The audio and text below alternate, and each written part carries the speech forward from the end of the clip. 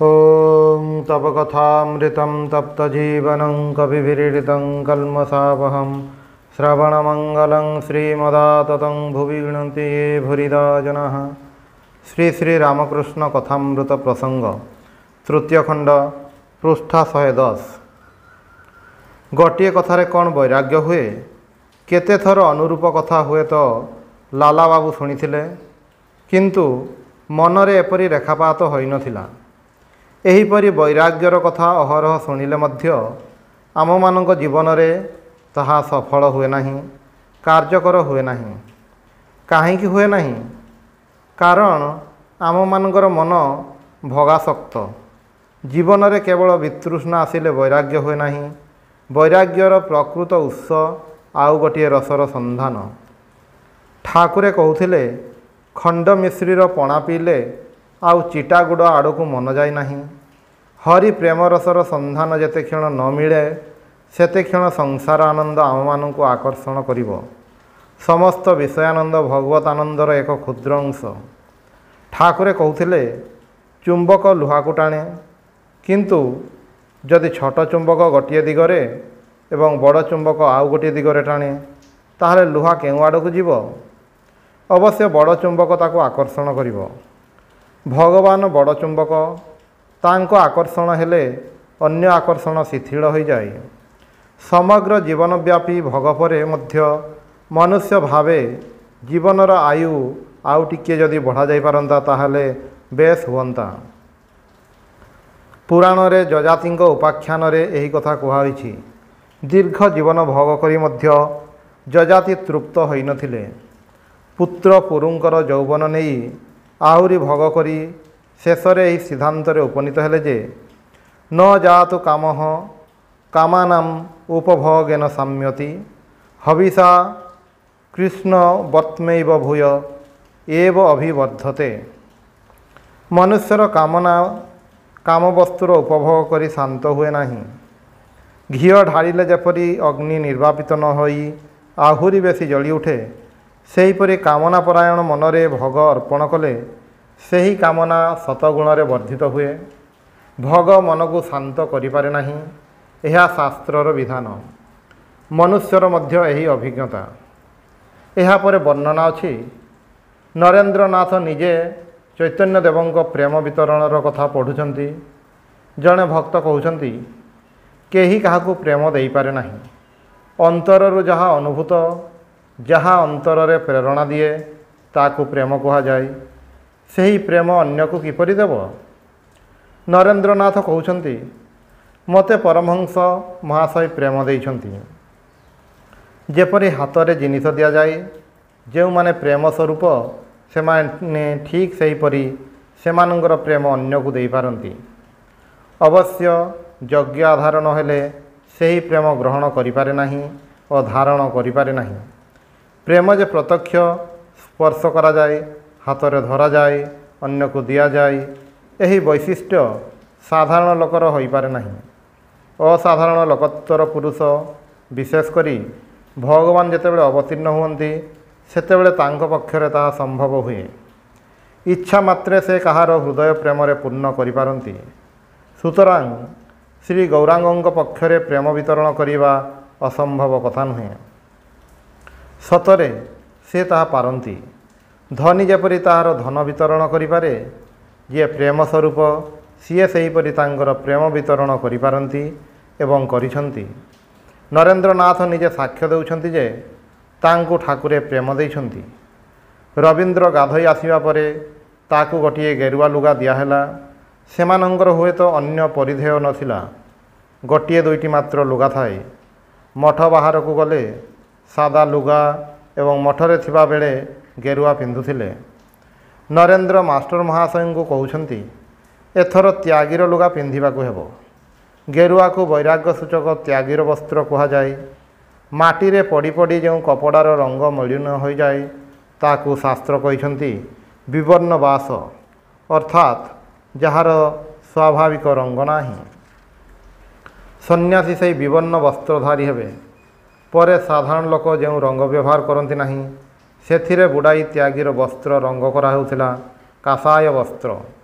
କାସାୟ ମାନେ କୌଣସି ରଙ୍ଗ ଯାହାଦ୍ୱାରା ବସ୍ତ୍ର ରଙ୍ଗ କରାହୁଏ, ସେହି ରଙ୍ଗ ସାଧାରଣ ଲୋକଙ୍କର ବ୍ୟବହାର୍ଯ୍ୟ ନୁହେଁ। ଗିରି ମାଟିରୁ ତିଆରି ହୁଏ ବୈରାଗ୍ୟର ରଙ୍ଗ ଗେରୁଆ। ଗିରି ଅର୍ଥାତ୍ ପାହାଡ଼, ଏକ ପ୍ରକାର ପାହାଡ଼ି ମାଟି ଯାହା ଘଷି ଘଷି କପଡ଼ା ରଙ୍ଗ କରାହୁଏ। ନରେନ୍ଦ୍ରର ହୃଦୟ ଏପରି ଯେ ରବୀନ୍ଦ୍ରର ବୈରାଗ୍ୟ ଦେଖି ତାକୁ ତ୍ୟାଗର କପଡ଼ା ଦେଉଛନ୍ତି। ଅଧିକାରୀ ବିଚାରର କଥା ଏଠାରେ ନୁହେଁ। କିଛି ଦିନ ଏଠାରେ ରହିବା ପରେ ସେ ଚାଲି ଯାଇଥିଲେ।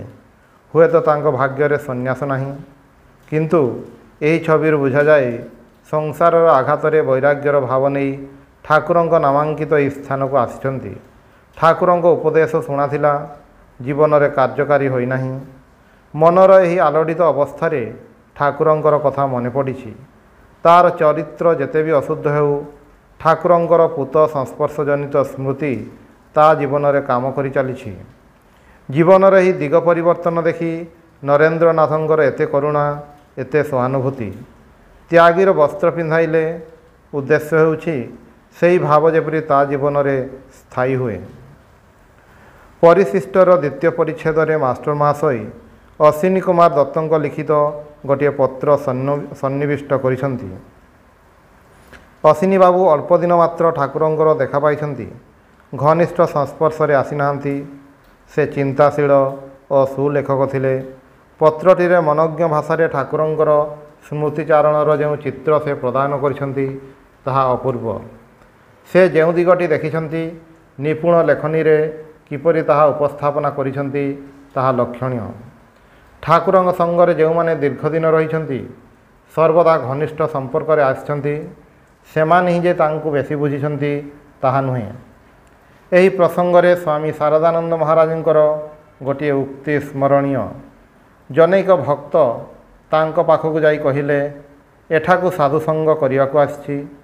ତା'ର ଉତ୍ତରରେ ସ୍ୱାମୀ ଶାରଦାନନ୍ଦ କହିଲେ, ଦେଖ, ଦକ୍ଷିଣେଶ୍ୱରରେ ଠାକୁରଙ୍କ ପାଖକୁ ଯେଉଁମାନେ ସର୍ବଦା ଆସୁଥିଲେ, କିମ୍ବା କାଳୀ ମନ୍ଦିରର କର୍ମଚାରୀମାନେ କିମ୍ବା ପଡ଼ାର ପ୍ରତିବେଶୀମାନେ ଯେଉଁମାନେ ଦିନ ପରେ ଦିନ, ବର୍ଷ ପରେ ବର୍ଷ ଠାକୁରଙ୍କ ସଙ୍ଗ କରିଛନ୍ତି, ସେମାନଙ୍କର ଜୀବନରେ ଯେ ବିଶେଷ ପରିବର୍ତ୍ତନ ହୋଇଛି, ଏପରି ଦେଖାଯାଇ ନାହିଁ। କିନ୍ତୁ ଯେଉଁମାନେ ତାଙ୍କ ଜୀବନର ଶେଷ 4 ବର୍ଷ କିମ୍ବା ଅତି ଅଳ୍ପ ଦିନ ପାଇଁ ଠାକୁରଙ୍କ ପାଖକୁ ଆସିଛନ୍ତି, ସେମାନଙ୍କ ମଧ୍ୟରୁ ହୁଏତ କେହି ସପ୍ତାହରେ ଦିନେ ଆସିଛନ୍ତି, ବେଶୀ ହେଲେ କେହି 2-4 ମାସ ଠାକୁରଙ୍କ ପାଖରେ ରହିଛନ୍ତି। ତାହା ବି ଏକାଦିକ୍ରମେ ନୁହେଁ। ସେମାନଙ୍କର ଜୀବନରେ ଗୋଟିଏ ଆମୂଳ ପରିବର୍ତ୍ତନ ଘଟିଗଲା। କିନ୍ତୁ ଯେଉଁମାନେ ବର୍ଷ ପରେ ବର୍ଷ ଠାକୁରଙ୍କ ସଙ୍ଗରେ ବିତାଇଲେ, ସେମାନଙ୍କ ଜୀବନରେ କୌଣସି ପରିବର୍ତ୍ତନ ହେଲା ନାହିଁ। ସୁତରାଂ ସାଧୁସଙ୍ଗମାନେ କେତେ ଦିନ ଧରି ଘନିଷ୍ଠ ଭାବରେ ସାଧୁମାନଙ୍କ ସହିତ କେହି ରହିଲା, ତାହାଦ୍ୱାରା ଫଳ ନିର୍ଣ୍ଣିତ ହୁଏ ନାହିଁ। ଏହା ସୁସ୍ପଷ୍ଟ ଯେ ଆଧାର ପ୍ରସ୍ତୁତ ନ ହେଲେ ସେହି ପାତ୍ରରେ କୌଣସି ବସ୍ତୁ ଧରି ରଖାଯାଏ ନାହିଁ। ଠାକୁରଙ୍କ ପାଖକୁ ଆସି ଯେଉଁମାନେ ଜୀବନ ଧନ୍ୟ କରିଛନ୍ତି, ପୂର୍ବରୁ ସେମାନଙ୍କର ଆଧାର ପ୍ରସ୍ତୁତ ଥିଲା। ଯେଉଁମାନଙ୍କର ସେହି ପ୍ରସ୍ତୁତି ନଥିଲା, ସେମାନେ ଠାକୁରଙ୍କ ନିକଟରୁ କିଛି ନେଇପାରିନାହାନ୍ତି। ଅନ୍ତତଃ ବାହ୍ୟ ଦୃଷ୍ଟିରେ ଦେଖିଲେ ଏହା ମନେ ହୁଏ। ସୁତରାଂ ସାଧୁସଙ୍ଗର ଅର୍ଥ ଦୈନିକ ନିକଟତା ନୁହେଁ, ଶାସ୍ତ୍ରର ନିର୍ଦ୍ଦେଶ। ଯିଏ ଅଧିକାରୀ, ତାଙ୍କର ହିଁ ଫଳପ୍ରାପ୍ତି ରୂପକ ସିଦ୍ଧି ହୁଏ। ଯାହାକୁ ତାହାକୁ ଉପଦେଶ ଦେଲେ ସାର୍ଥକତା ନଥାଏ, କେବେ କେବେ ବିପରୀତ ଫଳ ହୁଏ। ଏହାର ପ୍ରକୃଷ୍ଟ ପ୍ରମାଣ ବେଦର ଇନ୍ଦ୍ର ବିରୋଚନ ସମ୍ବାଦ। ବୃହସ୍ପତି ଆତ୍ମା ସମ୍ବନ୍ଧରେ କହିବାକୁ ଯାଇ ପରିବର୍ତ୍ତନଶୀଳ ବସ୍ତୁଗୁଡ଼ିକର କଥା କହିଛନ୍ତି, ବିଭ୍ରାନ୍ତ କରିବା ପାଇଁ ନୁହେଁ, କ୍ରମଶଃ ମନକୁ ସୂକ୍ଷ୍ମାତିସୂକ୍ଷ୍ମ ତତ୍ତ୍ୱକୁ ନେଇଯିବା ପାଇଁ। ଥାକ ଥାକ କରି ଉତ୍ତର ଦେଉଛନ୍ତି, ଯଦ୍ୱାରା କ୍ରମଶଃ ସମସ୍ତ ଉପାଧି ନିର୍ମୁକ୍ତ ହୋଇ ଆତ୍ମତତ୍ତ୍ୱରେ ପହଞ୍ଚି ହୁଏ। ଶାସ୍ତ୍ରରେ ଏହାକୁ ଅରୁନ୍ଧତୀ ନ୍ୟାୟ କୁହାଯାଏ। ଯିଏ ଅରୁନ୍ଧତୀ ନକ୍ଷତ୍ର ଚିହ୍ନେ ନାହିଁ, ତାକୁ ବତାଇବାକୁ ଯାଇ ପ୍ରଥମେ ସପ୍ତର୍ଷି ମଣ୍ଡଳରେ ଦୃଷ୍ଟି କେନ୍ଦ୍ରିତ କରିବାକୁ କୁହାଯାଏ। ତାପରେ ତଳ ଆଡ଼କୁ ତୃତୀୟ ସ୍ଥାନର ବଶିଷ୍ଠ ତାରା ଦେଖିବାକୁ କୁହାହୁଏ। ବଶିଷ୍ଠ ତାରାରେ ଭଲ କରି ଦୃଷ୍ଟି କେନ୍ଦ୍ରିତ କଲେ ଦେଖାଯାଏ, ତାହା ପାଖରେ ଅତି ଅସ୍ପଷ୍ଟ ଗୋଟିଏ ନକ୍ଷତ୍ର ଅଛି, ତାହାର ନାମ ହେଉଛି ଅରୁନ୍ଧତୀ। ପ୍ରଥମରୁ ଅରୁନ୍ଧତୀକୁ ଦେଖାଇବାକୁ ଗଲେ ଦେଖାଯାଇନଥାନ୍ତା।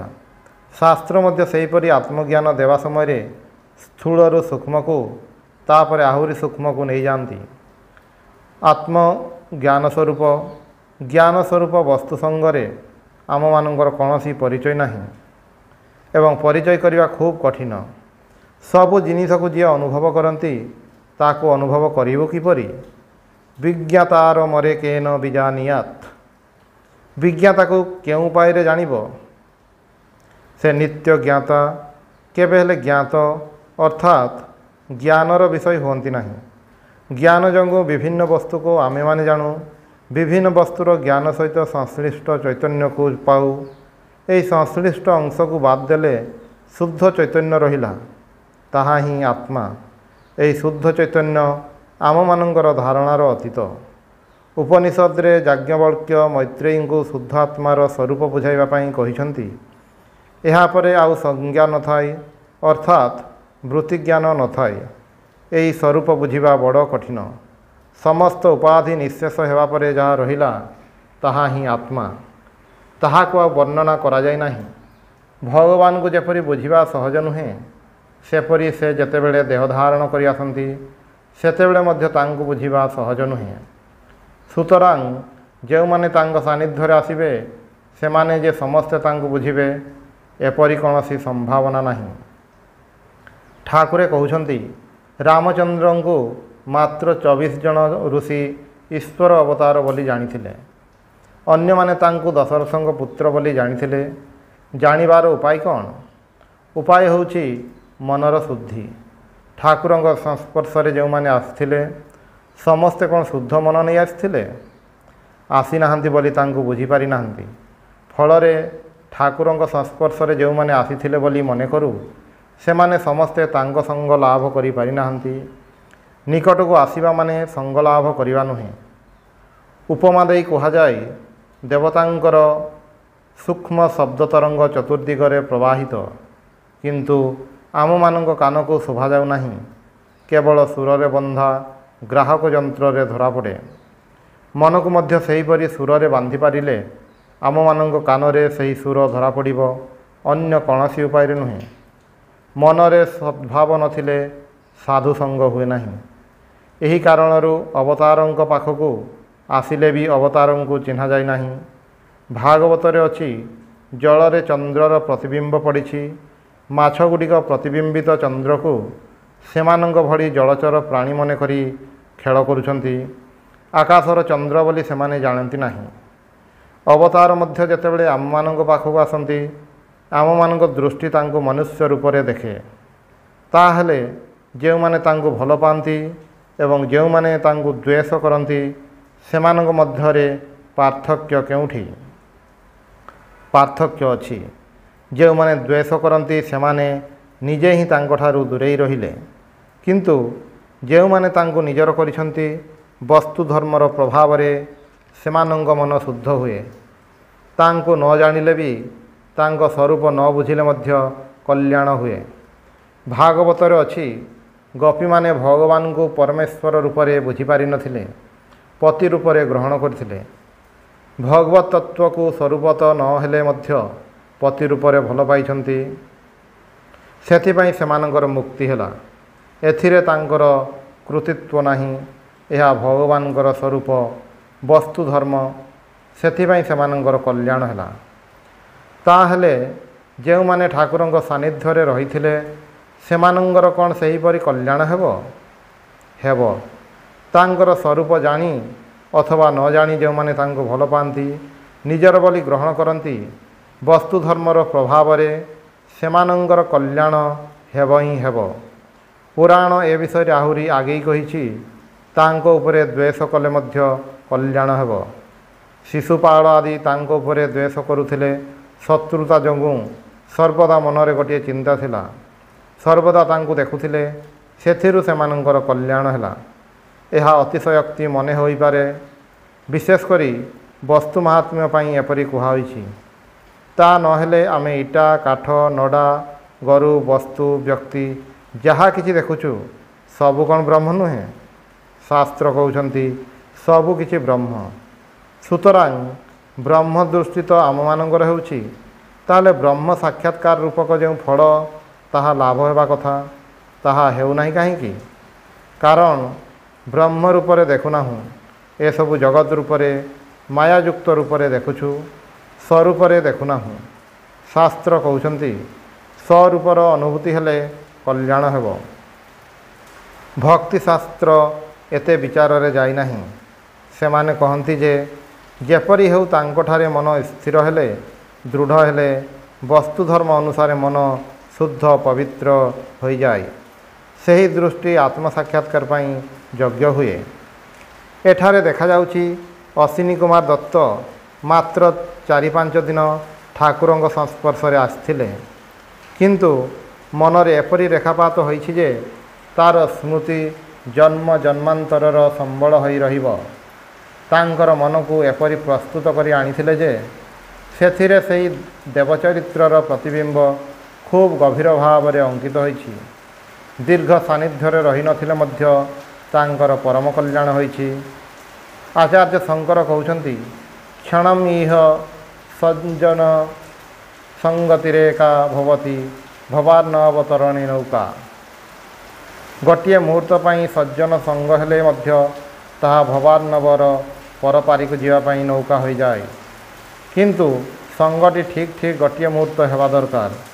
ସଜ୍ଜନଙ୍କୁ ସଜ୍ଜନ ରୂପରେ ନ ଦେଖିଲେ ଫଳଲାଭ ହୁଏ ନାହିଁ।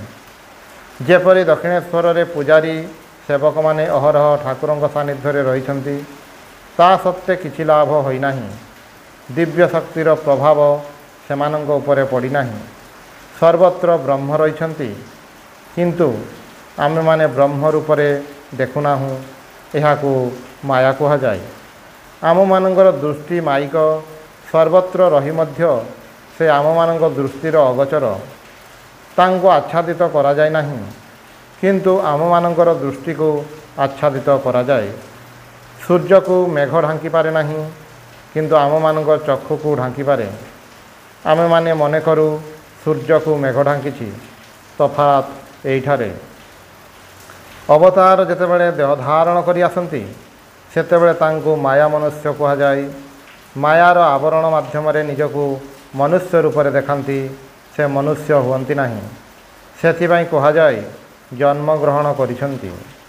ମାୟା ଦ୍ୱାରା ଅନ୍ୟର ଦୃଷ୍ଟିକୁ ଆଚ୍ଛନ୍ନ କରି ନିଜ ସ୍ୱରୂପକୁ ଢାଙ୍କି ଦେଇଛନ୍ତି। ସର୍ବତ୍ର ମାୟାଜାଲ ବିସ୍ତାର କରି ବିଶ୍ୱରେ ପରିବ୍ୟାପ୍ତ ହୋଇ ନିଜକୁ ଢାଙ୍କି ରଖିଛନ୍ତି। ଏହି ମାୟାର ହାତରୁ ନିଷ୍କୃତି ପାଇବାକୁ ହେଲେ ମାୟାଧୀଶଙ୍କୁ ଧରିବାକୁ ହେବ। ଗୀତାରେ ଭଗବାନ କହୁଛନ୍ତି, ମାମେବ ୟେ ପ୍ରପଦ୍ୟନ୍ତେ ମାୟାମେତାଂ ତରନ୍ତି ତେ। ଯେଉଁମାନେ ମୋର ଶରଣାପନ୍ନ ହୁଅନ୍ତି, ସେମାନେ ମାୟାକୁ ପାର କରିଯାଆନ୍ତି।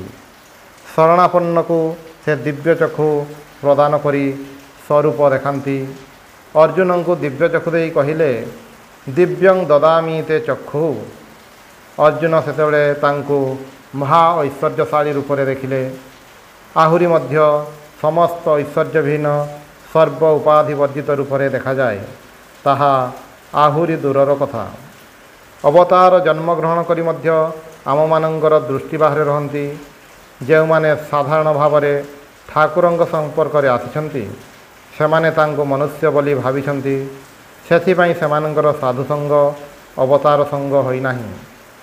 ବାକି 2-4 ଜଣ ଯେଉଁମାନେ ତାଙ୍କୁ ଚିହ୍ନି ପାରିଛନ୍ତି, ତାଙ୍କ ପାଦପଦ୍ମରେ ନିଜକୁ ସମର୍ପଣ କରିଛନ୍ତି, ସେମାନଙ୍କର ଜୀବନ ଧନ୍ୟ ହୋଇଯାଇଛି।